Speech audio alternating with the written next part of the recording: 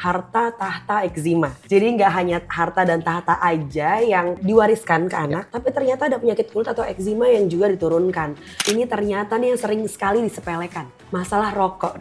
Oh iya. Rokok, vape, IQOS dan lain-lain ini seringkali diabaikan, padahal ternyata memperparah ya dok ya kondisi kulit anak. Itu bagaimana tanggapan dokter hal ini? Rokok itu kan misalnya asapnya, nah residu yang sisa itu juga bisa menyebabkan kerusakan pada kulit. Dari mandinya sebenarnya sudah bisa dicegah kan, sudah bisa dijaga lah supaya dari kulitnya ini tidak makin mengalami kerusakan. Kemudian setelah itu pakai handuk. Pelembab ini memang harus diaplikasikan baik pada saat misalnya terjadi ruam di kulit maupun juga nanti setelah ruamnya hilang itu tetap harus dilanjutkan. Karena ini kan Let's talk about.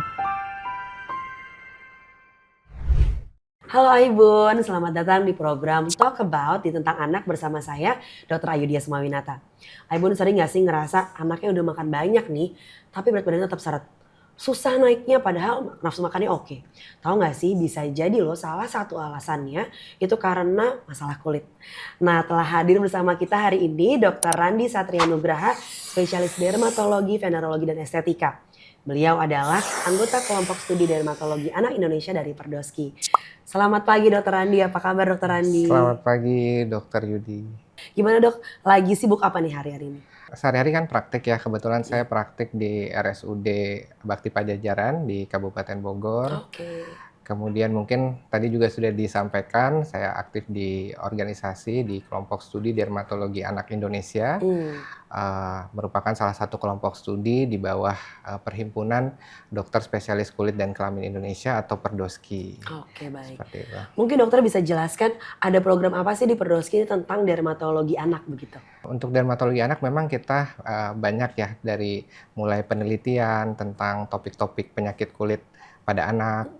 Kemudian juga tentunya kita berperan dalam meningkatkan pengetahuan baik untuk dokter-dokter spesialis kulit dan kelamin atau sekarang sebenarnya namanya sudah berubah ya dok, jadi DVE, spesialis dermatologi, venerologi, dan estetika terkait kompetensi di bidang dermatologi anak. Dan kebetulan saya di seksi pengabdian masyarakat dan sosial, jadi mungkin sedikit banyak berkecimpung juga untuk memberikan edukasi dan juga kepada masyarakat ya, kita terjun untuk menangani penyakit-penyakit pada penyakit kulit pada anak ya. Oke, wah, luar biasa ya dok, dedikasi kepada masyarakat ya dok ya. Oke, tanpa berlama-lama lagi lebih baik kita lanjut ke pertanyaan pertama ya dok ya. Jadi gini, waktu itu tentang anak nih pernah ada konten yang luar biasa nih peminatnya di dok ya. Jadi waktu itu konten tentang harta tahta eczema. Jadi nggak hanya harta dan tahta aja yang diwariskan ke anak, tapi ternyata ada penyakit kulit atau eczema yang juga diturunkan. Seberapa besar sih dok pengaruh genetik dan bagaimana juga cara pencegahannya supaya anaknya nggak diturunkan dari orang tuanya gitu? Ya betul.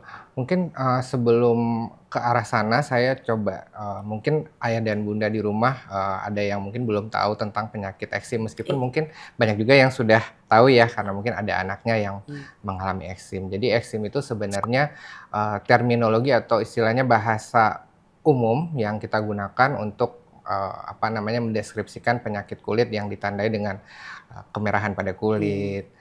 Mungkin kulitnya bersisik, kering, ada rasa gatal gitu. Tetapi eksim ini sebenarnya kalau di dunia medis nih, di dunia kita ya dok, itu sebenarnya biasanya kita sebut juga dengan dermatitis atau peradangan pada kulit. Jadi peradangan pada kulit ini sebenarnya sangat banyak dok, tapi salah satu yang paling sering pada anak yaitu dermatitis atopi yang kemudian kita gunakan sehari-hari, kadang-kadang kita bilangnya eksim gitu, atau sebenarnya mungkin lebih tepat eksim atopik ya. Nah, jadi dermatitis atopik ini sebenarnya adalah kondisi peradangan pada kulit yang disertai rasa gatal dan dia itu hilang timbul, berlangsungnya juga kronik, jadi jangka panjang gitu ya. Dan biasanya didapatkan pada anak-anak yang ada riwayat atopik pada keluarga, pada diri sendiri. Keluarga misalnya saudaranya, orang tuanya, kadang-kadang juga malah nenek kakeknya juga bisa ditemukan. Bisa nggak langsung dari orang tua ke anak gitu dok? Iya betul. Jadi apa sih atopik ini? Nah atopik ini sebenarnya berasal dari kata Yunani nih, artinya reaksi yang berlebihan lah ya. Oke. Jadi dia bereaksi berlebihan terhadap adanya suatu paparan zat trigger, entah itu zat-zat yang mengiritasi kulit atau alergen-alergen di kulit gitu. Jadi ada reaksi peradangan kulit yang berlebihan gitu. Nah, balik lagi ke pertanyaan tadi, seberapa besar diwariskan ya? Pengaruhnya betul. Betul. Jadi dermatitis atopik ini sendiri memang dia terjadi karena interaksi dari faktor internal, Iya. di mana jadi orang-orang yang dermatitis atopik ini memang punya kerentanan genetik tadi Oke. dari keluarganya. Kemudian tapi juga ada faktor eksternalnya. Oke. Faktor internalnya sendiri tadi kerentanan genetik menyebabkan barir kulitnya itu tidak sempurna atau mengalami gangguan ya. Kita sebut disfungsi sawar kulit gitu ya. Mungkin kalau zaman sekarang orang-orang sudah tahu skin barrier. Betul. Kayaknya hampir semua pasien yang datang berobat ke dokter kulit udah tahu. Paham ya. Nah, jadi skin barrier atau sawar kulitnya ini tidak sempurna, tanda kutip ya, karena mungkin ada gen yang defisien gitu ya. Jadi apa namanya, ada mutasi gen, ada yang menyebabkan sawar kulitnya itu tidak terbentuk sempurna. Nah, kalau sawar di kulit itu kan adanya di lapisan paling atas kulit tuh, Dok. Iya. Nah, lapisan atau si sawar kulit ini kita ibaratkan analoginya tuh kayak tembok, ada batu bata sama semen. Iya. Nah, si batu batanya itu si sel kulitnya atau kita sebut korneosit. Nah, si semennya ini adalah lemak-lemak yang mengisi antara celah-celah di antara sel kulit. Nah, jadi pada anak-anak dengan dermatitis atopi atau eksim ini dia lemaknya itu atau semennya itu kurang. Masalahnya di situ ya. Ya, sehingga akhirnya gampang masuk nih infeksi bakteri misalnya atau trigger-trigger zat-zat iritan dari luar gitu. Oke. Selain itu di sisi lain juga sistem imunnya ini juga hiperreaktif gitu. Jadi kalau ada suatu zat yang masuk ke kulit, dia jadi cepat bereaksi gitu, menimbulkan peradangan tadi. Oke. Nah, itu dari sisi internalnya. Tetapi dari sisi eksternalnya juga pasti harus ada pengaruh ya. Jadi berupa trigger-trigger, Pemicu lain gitu. pemicu dari mungkin ketidakseimbangan bakteri di kulit. Kemudian juga tentunya dari zat-zat iritan ya, yang paling sering mengiritasi kulit, kontak langsung dengan kulit. Kemudian zat-zat alergen ya, dari makanan juga bisa salah satu ya, meskipun biasanya faktor ini lebih sedikit dibanding yang lain gitu. Jadi pada pasien dermatitis atopik ini biasanya memang akhirnya kulitnya jadi kering kan, Dok, karena sawar kulitnya tadi mengalami gangguan. Berarti ada kemungkinan untuk muncul nih eksim di anak kalau orang tuanya ada riwayat alergi. Betul. Berarti ada kemungkinan juga untuk tidak muncul dong, Dok? Iya, betul. Nah, kalau dari studinya memang dikatakan kalau orang tuanya ada tanda-tanda atopik, entah itu atopiknya tuh bisa dermatitis atopik juga, misalnya yang dialami salah satu orang tua, atau mungkin itu asma juga bisa salah satunya, atau mungkin bersin-bersin kalau misalnya kena paparan debu atau mungkin udara dingin ya. Nah, biasanya resikonya 3 kali lipat nih punya anak yang juga mengalami atopik, tapi nggak harus selalu dermatitis atopik, bisa saja mungkin yang lain ya, yang asma atau atau mungkin dua-duanya ya, gitu atau ya, tiga-tiganya ya.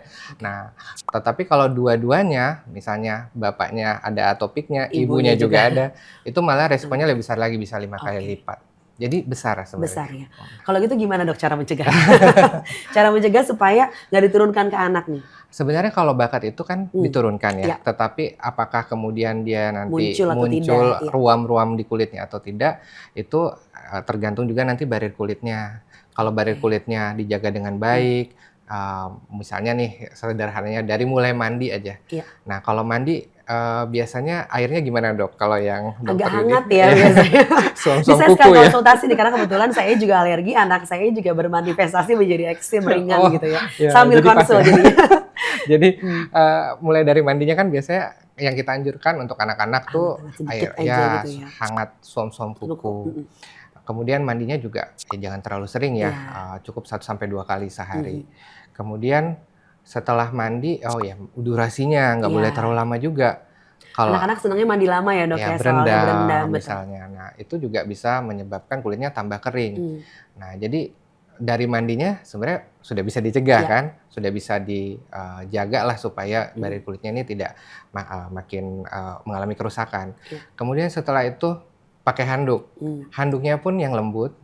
Terus jangan Gosok-gosok. digosok-gosok kan. Harus di Tap-tap gitu tap-tap ya, dengan tepuk-tepuk. gentle. Hmm. Nah, supaya tidak menyebabkan kerusakan kulit lebih lanjut. Nah, setelah itu dalam 3 menit langsung dioleskan pelembab. Ini kalau Oke. misalnya anaknya memang ada tanda-tanda ya, tadi Iya. kulitnya kering, memang ada tanda-tanda dermatitis atopik. Nah, itu bisa dilakukan nih. Nah, Oke. pelembabnya juga misalnya kita pilihkan yang ada dominan ceramide ya, karena tadi salah satu komponen yang kurang itu adalah lemaknya tadi kan. Nah, Oke. salah satunya penyusunnya adalah ceramide. Nah, ceramide ini pelembab yang dominan ceramide bisa kita berikan, aplikasikan sampai kulitnya anak terasa lembab gitu. Oke dok, mungkin supaya lebih mudah nih untuk para Ya. ibu di luar sana ya, boleh nggak dokter kasih panduan praktis? Nah, panduan Oke. praktis di rumah tuh apa sih step by step-nya harus dilakukan untuk ibu di rumah yang anaknya punya dermatitis atopi atau Oke. eczema? Yang pasti yang pertama adalah bagaimana menguatkan sawar kulitnya ini, karena kan itu yang utama ya. Jadi pertama tadi kita sudah bahas mungkin mandinya seperti Iya, apa, berapa kali sehari, betul. kemudian suhu airnya ya. Iya, Nah, untuk jangan lupa juga terkait pemilihan sabun, sabun ya, iya. sabun. Jadi memang yang kita anjurkan adalah sebenarnya cleanser atau Oke. pembersih justru yang non soap. Oke, Ya, disesuaikan juga dengan pH kulit baik. ya. pH kulit sekitar 5,5 sampai 6. Oke, Nah, kemudian selain itu jangan yang mengandung antiseptik oke. karena dapat menyebabkan iritasi, Kulit kulit kering. menjadi tambah kering. Kemudian yang wangi-wangi nih, kan biasa tuh kalau Pengennya bayi sabun wangi terus gitu ya? ya, sabun anak-anak kan kadang-kadang ada yang wangi-wangi, itu juga sebaiknya dihindari ya pada anak-anak dengan dermatitis atopik ini. Kemudian juga kalau bisa jangan Yang berbusa-busa gitu dok, biasanya kan anak-anak kan kayaknya iya, orang tua ngerasanya, aduh kalau nggak berbusa nih nggak mandi gitu. iya, itu juga sebaiknya dihindari dan memang kadang-kadang kalau habis pakai sabun kan kan kadang-kadang ada yang merasa, "Oh ini nggak bersih nih kalau nggak Iya. keset." Sebenarnya tidak harus Jadi kalau keset. misalkan masih ada licin-licin sedikit habis mandi gitu dok? It's okay, malah itu yang harus Oke, kita pertahankan kan. Kalau baik baik. misalnya itu ikut terbuang karena pemilihan sabun yang tidak Oke, tepat atau mandi terlalu lama, itu justru akan mengganggu sawar kulitnya. Nah, baik ini baik baik. padahal penting harus kita jaga. Mhm. Kemudian tadi pelembab juga Mhm. kan itu penting dan itu digunakan setiap hari. Iya, Nah, pelembab ini memang harus diaplikasikan mmm, baik pada saat misalnya terjadi ruam di kulit, oke maupun juga nanti setelah ruamnya hilang itu tetap harus oke, dilanjutkan, karena ini kan tadi penyakitnya jangka panjang. iya, Nah, kalau untuk pelembab, sebenarnya kan pelembab ada macam-macam tuh. betul, Ada yang tadi disarankan memang yang sifatnya emollient ya, iya, yang dominan ceramide mmm, misalnya.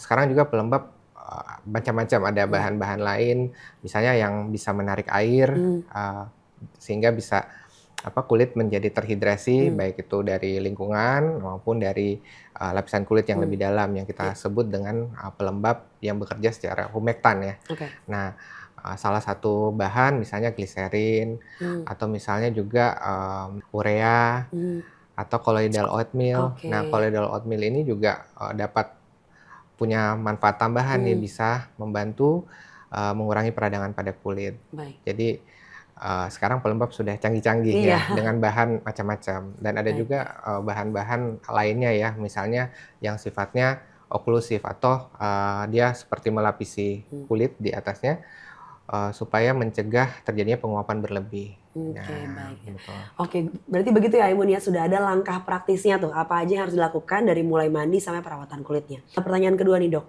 hubungannya kan anak-anak yang punya masalah kulit, Hmm, itu kan seringkali gatal-gatal ya, mungkin karena ya, kulitnya kering juga ya, gatal-gatal. Itu kan memang berpengaruh juga kadang-kadang ya dok ke konsentrasi belajarnya, betul. ke makannya, mungkin kalau makan jadi nggak nyaman, Hmm, dan ke gangguan tidur juga nih kadang-kadang. hmm. Menurut dokter gimana dok, hubungan antara masalah kulit ini ke tumbuh kembang anak yang hubungannya dengan tadi, konsentrasi belajar, Hmm. gangguan tidur, makan juga jadi bermasalah begitu dok? Jadi memang pasien-pasien dengan dermatitis atopik ini seringkali kan nih keluhan utamanya itu gatal. Mhm, Jadi gatal, kemudian digaruk kan ya. anak nggak bisa dibilangin tuh jangan digaruk gitu ya? Nah itu dia. Dan gatal ini kadang-kadang juga dirasakan misalnya pada waktu malam hari sehingga Iya, tentunya mengganggu kualitas tidur anak gitu. Kalau anak tidurnya kurang, mmm, tentunya juga berakibat misalnya pagi-pagi ke sekolah ngantuk Iya, ya, betul. jadi tidak bisa misalnya menangkap pelajaran dengan Iya. baik. Tentunya itu akan berpengaruh juga ya Mhm. terhadap perkembangan Mhm. misalnya belajarnya, karena kan anak-anak juga selain bertumbuh juga Butuh berkembang ya. berkembang ya. Kemudian ketika kita tidur kan sebenarnya itu adalah kesempatan untuk organ-organ ya Mmm, atau untuk sel-sel di dalam tubuh kita untuk repair, apalagi pada masa anak-anak ya, anak-anak betul. di mana terjadi pertumbuhan juga. Jadi itu tentunya masalahnya mungkin di situ ya, Oke. kaitannya dengan tumbuh kembang anak. Mhm. Nah, kemudian yang saya juga dapatkan, entah kenapa nih, Iya, saya nggak tahu nih kalau di luar ya, iya, tapi kalau di masyarakat iya. kita itu, kalau yang namanya penyakit kulit pada Mhm, anak, mhm. apalagi kalau jangankan eksim ya, Iya, kadang-kadang infeksi jamur pun, oke. infeksi bakteri itu sering ibunya itu atau orang tua itu nanya pasti, Heeh. "Perlu pantang makanan apa, Dok?" Oke. Gitu. Bahkan kadang-kadang sudah datang itu udah pantang makanan macam-macam. Oke. Jadi, "Saya sudah batasin telur, saya Mmm. sudah batasin daging, ayam, dan lain Padahal belum sebagainya." tentu karena itu penyebabnya gitu Padahal maksudnya? belum tentu, Mhm. apalagi kalau kita bicara dermatitis Iya. atopik, itu sebenarnya trigger yang lebih banyak itu Mmm. sesuatu yang berkontak dengan kulit. Oke, Nah, iya trigger iya iya. makanan ada, tapi Nggak terlalu. jumlahnya kecil Mmm. dan, mungkin biasanya sih memang didapatkan misalnya di bawah usia 2 tahun ya. Mmm. Jadi sebenarnya kalau sudah di atas usia 2 tahun juga lebih banyak tuh faktor-faktor iritan, misalnya mungkin Oke. deterjen yang, Mmm. butiran-butiran deterjen sisa di baju Oke. misalnya, atau mungkin, pewangi pakaian, Mmm. parfum gitu kan, atau mungkin minyak-minyak yang Mhm dioles-oles ke mhm.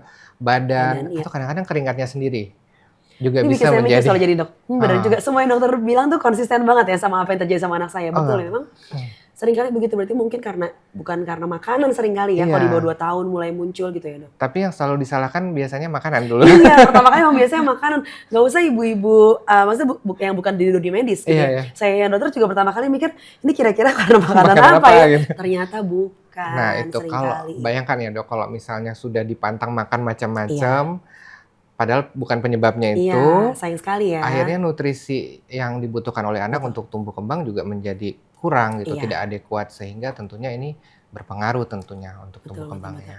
Baik baik. Wah, insightful sekali ya jawaban Dokter Randi hari ini ya. Membuka mata juga untuk bunda-bunda di luar sana, ternyata memang bukan tentu selalu karena makanan Iya, gitu ya. dan Jadi mungkin harus, kita untuk konsul dulu, utama banget ya Dok, betul, konsultasi dulu, ya. pastikan penyebabnya apa, baru setelah itu kita tata laksana bersama begitu ya Dok ya? Betul dan, Mhm, biasanya untuk makanan juga kita akan melakukan, serangkaian, apa ya namanya, pemeriksaan iya terlebih dahulu kalau memang, misalnya kayak uji tusuk iya, kulit ini atau dibutuhkan. misalnya pemeriksaan darah, Mmm, untuk, melihat apakah memang ke arah sana. mhm. Tapi memang secara umum ya, secara teorinya memang trigger dari makanan itu tidak Bukan sebesar yang utamanya. iya, Baik.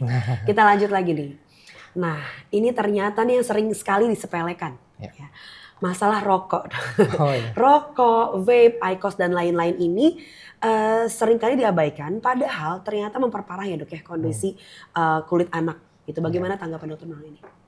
Ya memang, sebenarnya ya dari rokok juga sebenarnya sudah berbahaya juga ya, Betul, tidak hanya untuk kulit tetapi kesehatan secara secara umum, umum. betul. Dan memang saya rasa semua dokter juga pasti akan, Mengedukasi masalah ini gitu mengedukasi ya? masalah ini ya. Nah tapi ternyata, rokok ini juga berpengaruh ternyata terhadap dermatitis Mmm, atopik. Jadi, rokok itu kan misalnya asapnya, mmm. nah residu yang sisa itu juga bisa menyebabkan kerusakan pada kulit. Oke, Nah ternyata di situ masalahnya di ya? situ. Terus juga kan stres oksidatif itu maksudnya dia menyebabkan, peradangan pada kulit. Jadi kalau misalnya terjadi peradangan ya dia makin Oke. memperparah peradangan yang sudah Iya terjadi iya kan. iya iya iya. Jadi sebenarnya memang ya harus berhati-hati, terutama orang tua di rumah Iya, yang anaknya ada dermatitis atopik, karena anaknya ini kan secara tidak langsung menjadi perokok pasif juga ya. iya.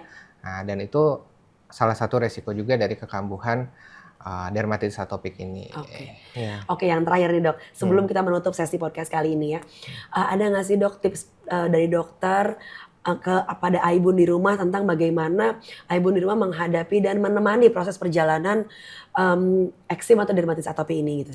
Ya, jadi memang karena penyakit dermatitis atopik ini dia, kambuh-kambuhan, Cukup panjang perjalanannya ya? perjalanannya panjang, meskipun memang 80% kurang lebih ya, itu mengalami perbaikan sebenarnya Oh, oke. saat remaja ya memasuki dewasa.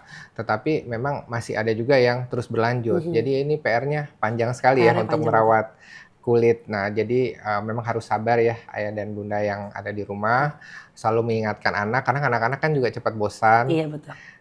Nanti kalau udah masuk ke anak fase sekolah misalnya, Iya. udah mulai mungkin males gitu ya, Perawatannya udah mulai bolong-bolong tuh mulai nanti. bolong-bolong. Jadi ya mungkin harus sabar, tetap memberikan semangat dan dukungan juga untuk anak, untuk bagaimana menjaga dan merawat kulitnya dengan baik. Dan juga penting juga sih tadi mengidentifikasi ya Penyebabnya kira-kira kenapa? faktor-faktor yang memicu peradangan kulitnya ini apa saja sehingga bisa dihindari oleh anak. Baik.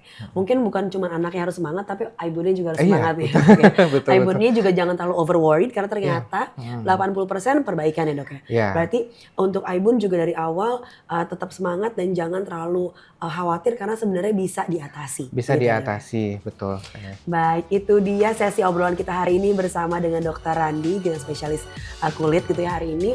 Semoga menjawab pertanyaan Aibun di rumah, membangun semangat dan juga bikin Aibun lebih aware lagi, lebih telaten lagi untuk menemani perjalanan gitu ya.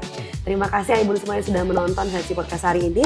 Sampai ketemu lagi di program Talk About berikutnya bersama saya Dr. Ayu Dias Mangunisa. Terima kasih.